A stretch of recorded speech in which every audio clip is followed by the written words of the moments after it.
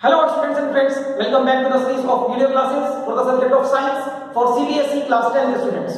And today we are going to start the next lecture, that is the lecture number 9 from our chapter 6, that is life processes.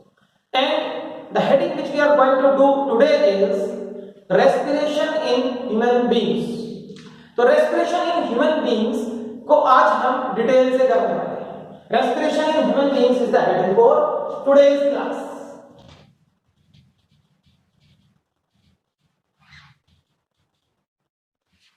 Respiration in humans.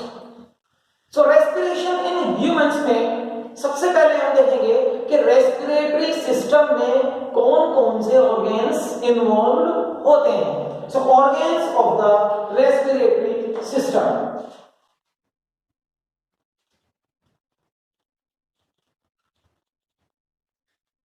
First of all, nose.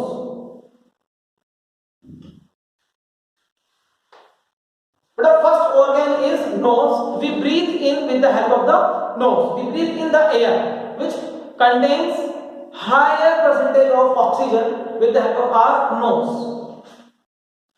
Then we have nasal passage. Then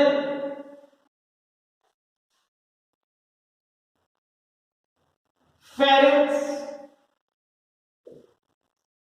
then windpipe, which is also known as trachea, Trachea, trachea. And then we have bronchi,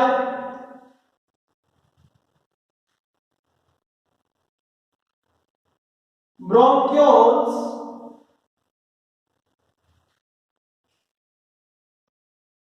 lungs, and last one is alveoli.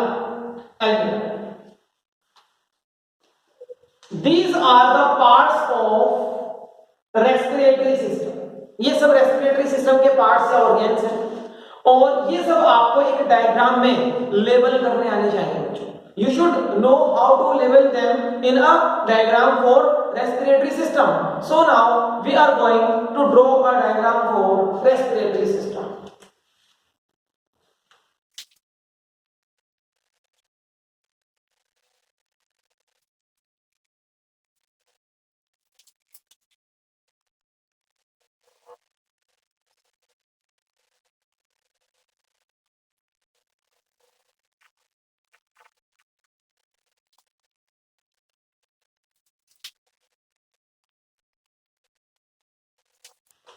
So I am going to label these parts: nose,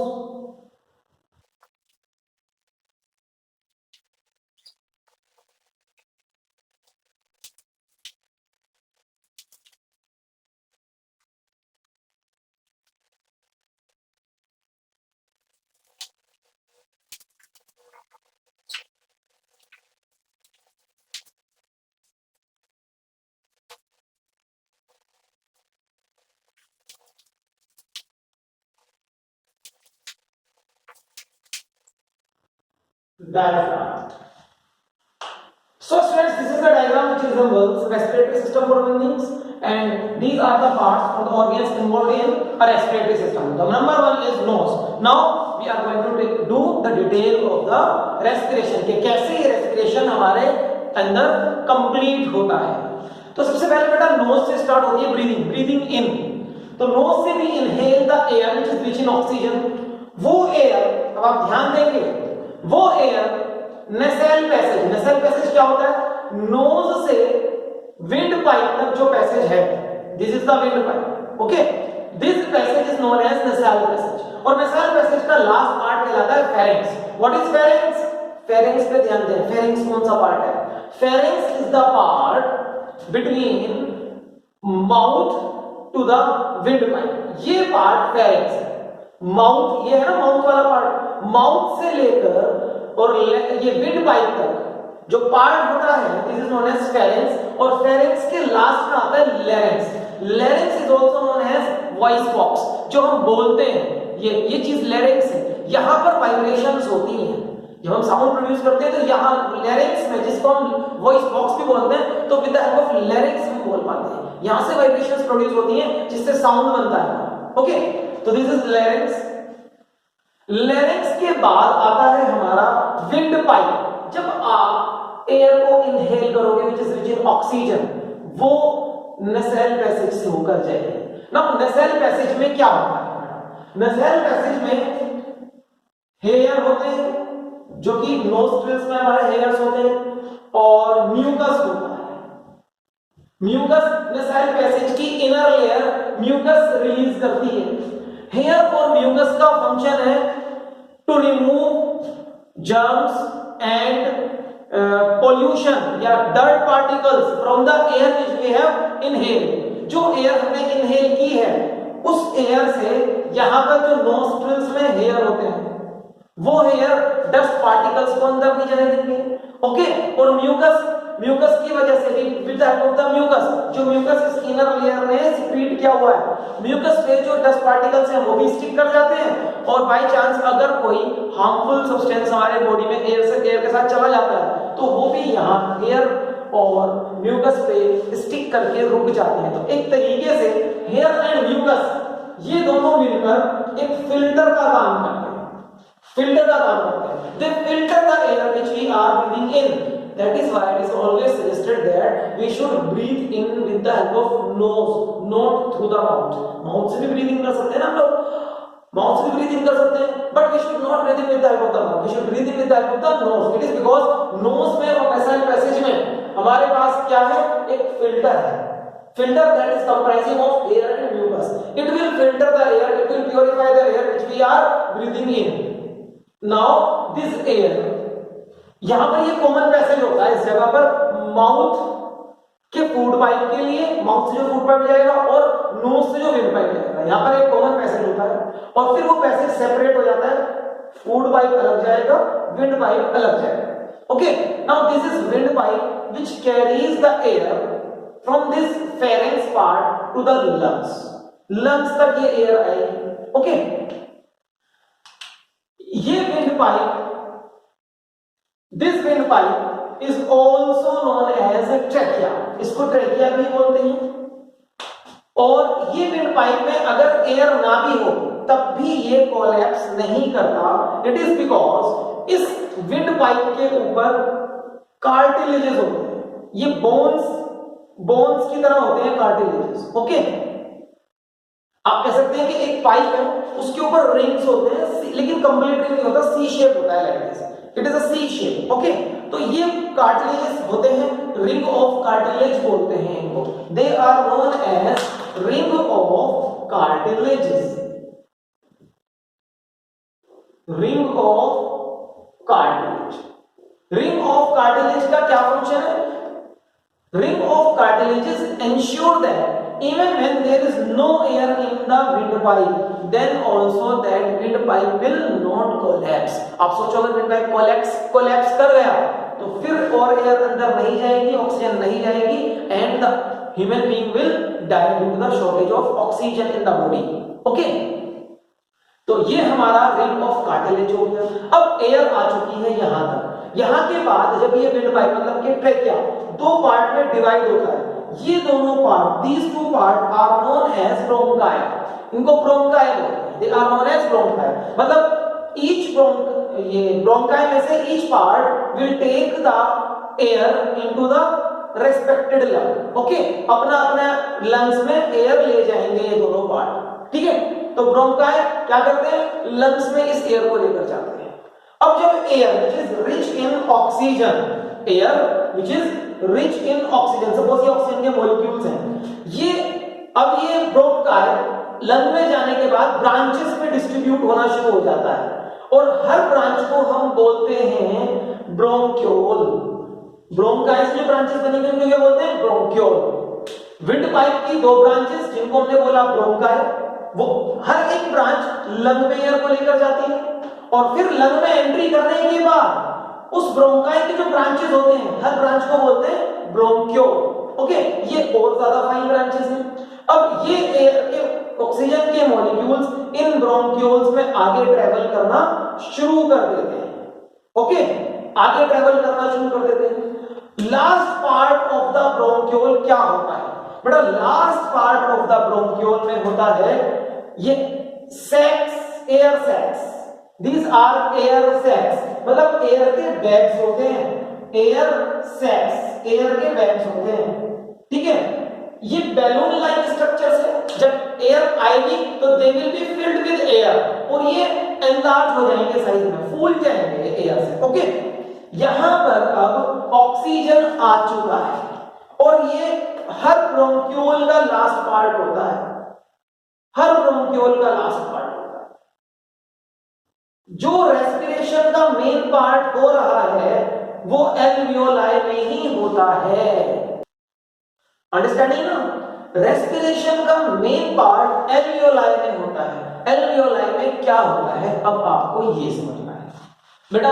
अभी तक जो हुआ है, we have just breathe in the air which is rich in oxygen, और वो oxygen molecules हमारे knows से, nasal passage से और फिर थ्रू द विंड पाइप होते हुए हमारे दो ब्रोंक्यूल हैं, दो ब्रोंकाई हैं, वहां से लंग्स में पहुंच चुके हैं। और लंग्स में पहुंचने के बाद फाइन फाइन ब्रांचेस जो हैं जिनको हम ब्रोंक्यूल्स बोलते हैं, वहां से वो एयर के मॉलिक्यूल, स्पेसिफिकली ऑक्सीजन के मॉलिक्यूल्स उन ब्रोंक्यूल्स में जा चुके हैं, जिनका लास्ट पार्ट क्या है? लास्ट पार्ट है एल्वियोलाई। एल्वियोलाई छोटे छोटे से बैलून्स होते हैं, आप ऐसा मानिए। नंबर 1, एल्वियोलाई से क्या फायदा होगा? नंबर 1, एल्वियोलाई का एक एडवांटेज ये है कि alveoli, they are millions of alveoli in each lung. हर लंग में मिलियंस ऑफ एल्वियोलाई होते हैं। तो एल्वियोलाई, अगर मिलियंस ऑफ एल्वियोलाई हैं तो उनकी प्रेजेंस की वजह से सरफेस एरिया बहुत ज्यादा बढ़ जाएगा। A large surface area is available. Okay, किस लिए अवेलेबल है वो बेटा? अब यहां से ये ऑक्सीजन हमारी पूरी बॉडी में जानी है। बॉडी में कैसे जाएगी? बॉडी में जाने के लिए इन एल्वियोलाई के पास ब्लड की कैपिलरीज आती हैं। यहां पर होती हैं ब्लड की कैपिलरीज, ब्लड की कैपिलरीज होती हैं यहां। ओके, ये ब्लैक कलर से जो मैं अभी बना रहा हूं ना, ये blood capillary, these alveoli are surrounded with blood capillaries. इन ब्लड कैपिलरीज में रेड ब्लड सेल्स हैं जिनमें होता है पिगमेंट हीमोग्लोबिन, और वही हमारा रेस्पिरेटरी पिगमेंट है। हीमोग्लोबिन का क्या काम है?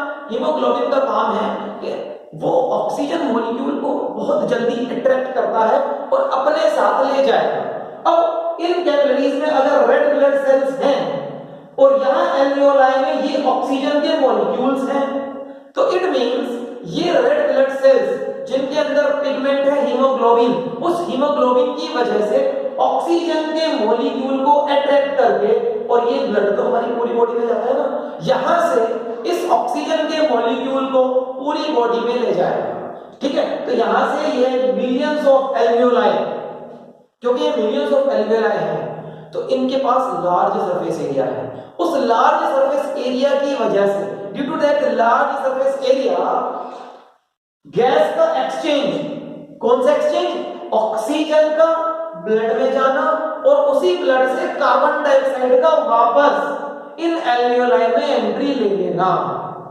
गैस का एक्सचेंज होगा ना, ऑक्सीजन तो इन एल्वियोलाई से कैपिलरीज में जाएगी with the help of the red pigment which is haemoglobin of the blood, और उसी ब्लड से कार्बन डाइऑक्साइड वापस एल्वियोलाई में आएगी और रिवर्स पाथ लेगी। रिवर्स पाथ क्या? एल्वियोलाई से ब्रोंक्यूल, ब्रोंक्यूल से ब्रोंकाई, ब्रोंकाई से विंड पाइप, और विंड पाइप से नेसल पैसेज होता हुआ नोज के थ्रू या माउथ के थ्रू भी we can breathe out. We can breathe out with the help of the nose और we can breathe out with the help of the mouth also, है ना। So यहां से हम इस कार्बन डाइऑक्साइड रिच एयर को breathe out कर देते हैं। ब्रीथ इन, ब्रीथ आउट, और रियल एक्सचेंज ऑफ गैसेस का हो रहा है एल्वियोलाई का हो रहा है। ये याद रखिएगा, real exchange of gas alveoli में होता है, और एल्वियोलाई की वॉल्स थिन होती हैं। आपको याद होगा कोई भी रेस्पिरेटरी ऑर्गन है उसके क्या कैरेक्टरिस्टिक होते हैं?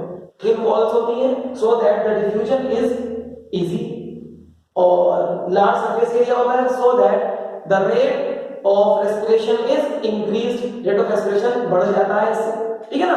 तो ये फीचर्स हमारे एल्वियोलाई के पास होते हैं। With the help of the alveoli, with the help of the alveoli we are having large surface area available for diffusion या exchange of gases, ओके। तो बेटा ये हमारा रेस्पिरेटरी सिस्टम हो गया ह्यूमंस के अंदर। अब वो ऑक्सीजन का मॉलिक्यूल्स जो ब्लड लेकर जा रहा है वो हर एक सेल तक जाती है पूरी ऑक्सीजन, वहां पर उस ऑक्सीजन को यूज करते हैं डाइजेस्टेड फूड से एनर्जी अवेलेबल करने के, एनर्जी में कन्वर्ट करने के लिए उसको, ठीक है। वहां से फिर हर सेल कार्बन डाइऑक्साइड देगा और वो कार्बन डाइऑक्साइड ब्लड वापस लंग्स तक लाता है और लंग्स से वो कार्बन डाइऑक्साइड रिच एयर बाहर आ जाती है, ओके। तो बेटा ये हमारा रेस्पिरेशन है। रेस्पिरेशन में हर एक पार्ट का फंक्शन आपको पता होना चाहिए जो मैंने अभी एक्सप्लेन किया है। डायफ्राम का क्या फंक्शन होगा ये अभी तक हमने डिस्कस नहीं किया, और डायफ्राम क्या है, कहां पर है, ये भी नहीं पता। अभी तक जो हुआ है उसको आप पहले कॉपी कर ले और उसके बाद नोट्स बना लीजिए, ओके। कॉपी करने के लिए तो बोर्ड पे कुछ है, लेकिन जो मैंने आपको बोला है उसके नोट्स बनाए, पोस्ट करें वीडियो को, नोट्स बनाए। उसके बाद आगे देखते हैं कि हम ब्रीथ इन और ब्रीथ आउट जब करते हैं उसमें डायफ्राम का क्या रोल है और ये डायफ्राम क्या होता है, ओके।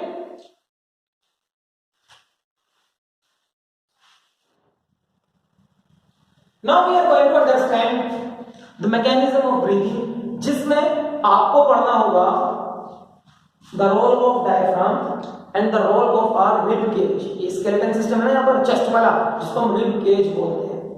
इनका रोल हमारे ब्रीदिंग में क्या है ये हमें देखना है, ओके।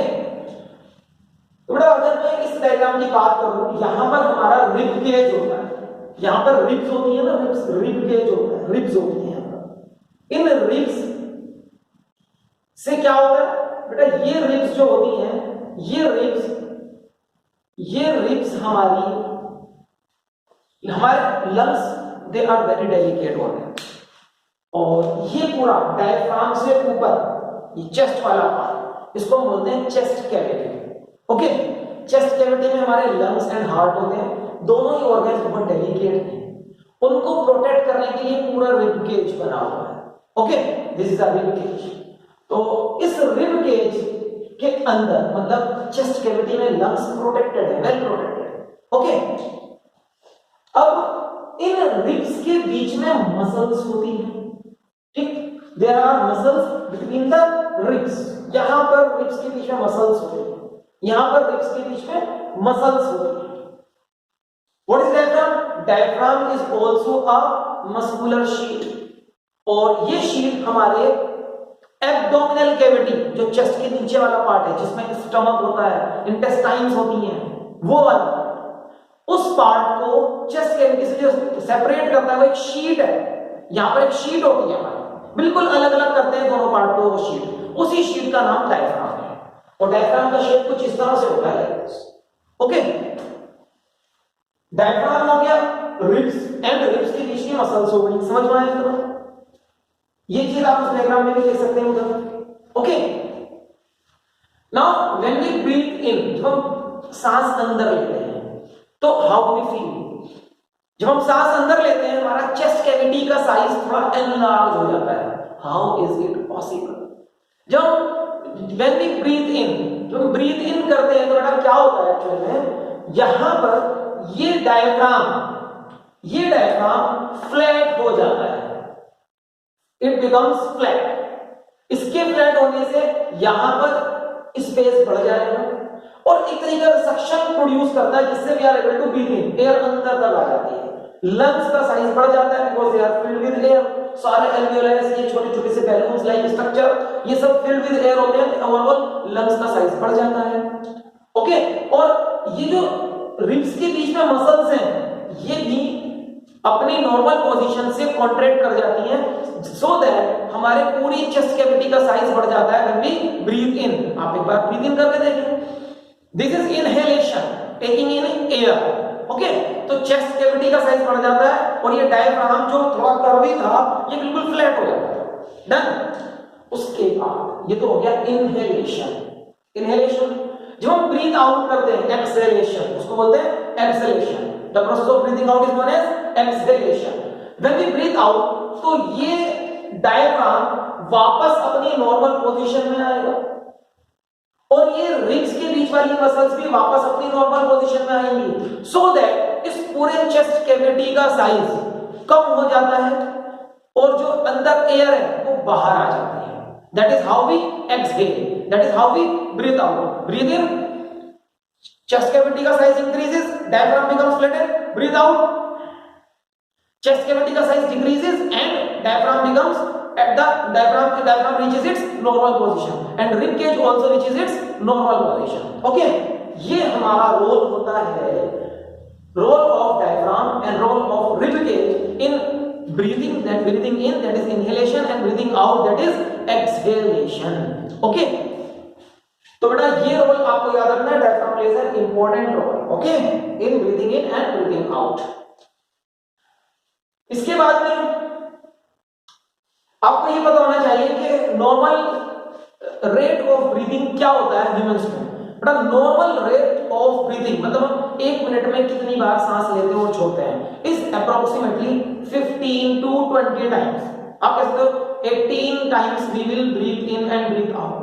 ठीक है, एक सांस लेना और एक छोड़ देना, इसको बोलते हैं एक कंप्लीट रेस्पिरेशन हुआ है। ठीक है, तो हम 1 मिनट में लगभग within 1 minute we respire approximately 18 times कह सकते हैं। Okay, approximately 18 times, 15 to 20 is normal. So ये हो गया रेट ऑफ ब्रीदिंग। अब रेट ऑफ ब्रीदिंग कई बार क्या होता है, बहुत ज्यादा हाई हो जाता है, रेट ऑफ ब्रीदिंग फास्ट हो जाता है। कब होता है, अगर आप एक स्प्रिंट रेस करके आए, काफी तेज दौड़कर आए हो, लगभग 100 मीटर्स की रेस, उसके बाद जब आप रेस्ट लेंगे तो यू विल नोटिस कि आप बहुत फास्ट रेट पर ब्रीथ इन ब्रीथ आउट कर रहे होंगे। ऐसा क्यों होता है? बट जब हम एक फिजिकल एक्सरसाइज करते हैं, this fast running is also a physical exercise ना, तो जब हम एक फिजिकल एक्सरसाइज करते हैं, फिजिकल एक्सरसाइज करने में हमारी बॉडी की मसल्स को, जो उस एक्सरसाइज में इन्वॉल्व थे, उन मसल्स के सेल्स को ऑक्सीजन चाहिए at a faster rate, so that they can convert the stored food into energy at a faster rate. अब उसको कन्वर्ट करने के लिए they need oxygen at a faster rate, तो ऑक्सीजन फास्टर रेट पर available कराने के लिए रेट ऑफ ब्रीथिंग फास्ट हो जाता है। That is why rate of breathing becomes fast. एक चीज और है कि ह्यूमन बीइंग्स पानी में जाने के बाद, कोई स्विमिंग पूल है या कोई रिवर या ओशन है, सी है, पानी में अंदर जाने के बाद we are not able to breathe. It is because हमारा ये रेस्पिरेटरी सिस्टम, पर्टिकुलरली ये alveoli, they are not design to absorb oxygen from water. हमारा रेस्पिरेटरी सिस्टम वाटर के अंदर डिसॉल्व्ड ऑक्सीजन को एक्सट्रैक्ट करने के लिए डिजाइन नहीं है। We can only diffuse oxygen molecules directly from the air. Okay, इसको भी याद रखिएगा। फिशेस में उल्टा होता है, फिशेस उनका respiratory system is designed to extract oxygen dissolved in the water. उनको पानी से बाहर निकालते हो तो वो पानी से बाहर आके मर जाती हैं फिशेस, क्योंकि उनका respiratory system is not designed to extract oxygen from the air, atmospheric air, है ना। तो फिशेस के साथ उल्टा होता है, फिशेस पानी के बाहर आके मर जाते हैं। ह्यूमन बीइंग्स को अगर पानी में बहुत देर के लिए नीचे दबा के रखा जाए तो उनकी भी डेथ हो जाती है because of the shortage of oxygen. Okay, so ये हमारा रेस्पिरेटरी सिस्टम इन ह्यूमंस हो गया, रेस्पिरेशन इन ह्यूमंस हो गया। एंड आई होप कि प्रोसेस बहुत सिंपल है और मैंने आपको अच्छे से समझाया भी है। आप इस लेक्चर को एक बार फिर देख सकते हैं सो दैट ये पूरा प्रोसेस आपको एकदम एग्जैक्टली कैसे हो रहा है समझ में आ जाए। Okay, and with this we have completed the topic of respiration. Plants में भी हो गया, एनिमल्स में भी हो गया। And now from the next class onward for biology we will be starting the next topic and that is transportation. Transportation हर चीज का हमारी बॉडी में या प्लांट्स के अंदर कैसे होता है वो हम नेक्स्ट क्लास में पढ़ेंगे। So students, wish to see you in the next class and till then, bye bye.